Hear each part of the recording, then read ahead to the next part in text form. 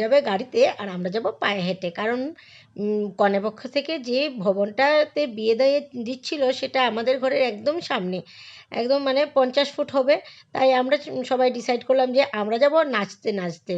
তাই বরকে পাঠিয়ে দিলাম গাড়িতে, আর যাদের প্রবলেম আছে আরেকটা গাড়িতে করে তাদেরকেও পাঠিয়ে দিলাম।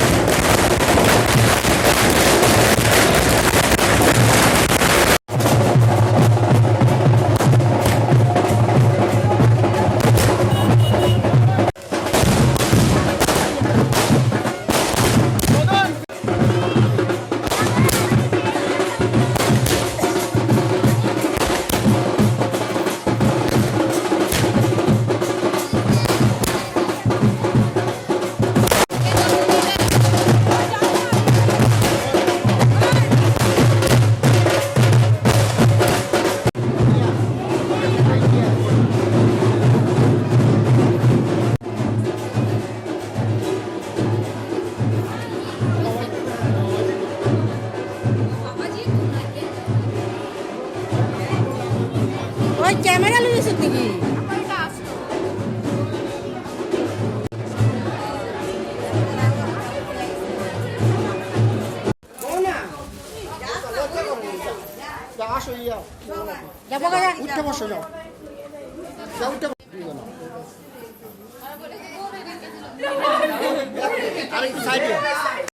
তারপর সবাই দলে দলে ছবি তুললো, যে যার পছন্দ মতন দল বেছে নিল, আর তারপর ছবি তোলা শুরু হলো।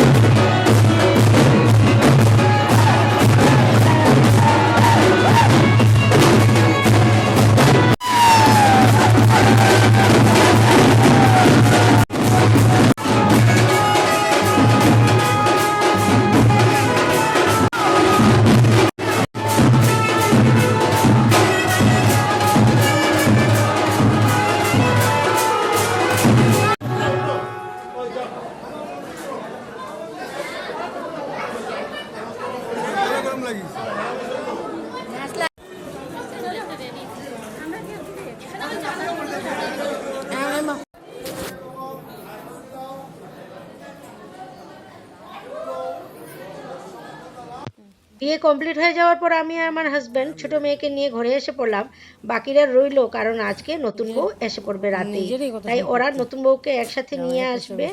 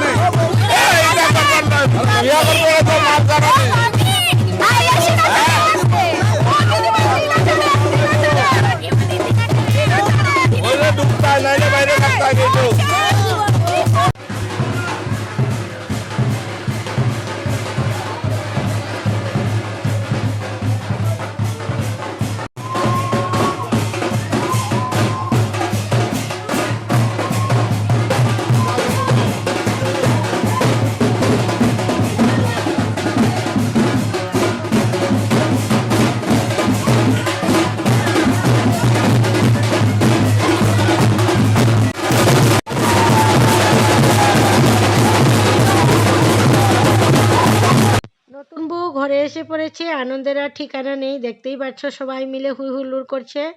এবার তো বউ বরণের পালা।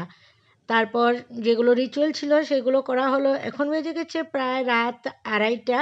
আমার 2 মেয়ে ছোটো থেকে বড় হয়েছে, এত রাত অবধি আজ পর্যন্ত জেগে থাকেনি। আজ ওরা সুযোগ পেয়েছে বেশি রাত করে ঘুমানোর। তাহলে বউ বরণ করার পর তো দেখতেই পাচ্ছ কিছু রিচুয়াল থাকে, সেগুলো কমপ্লিট করা হবে, কিন্তু আমি আর পারছি না। এক তো ঠান্ডা, এই জায়গায় আরও বেশি ঠান্ডা।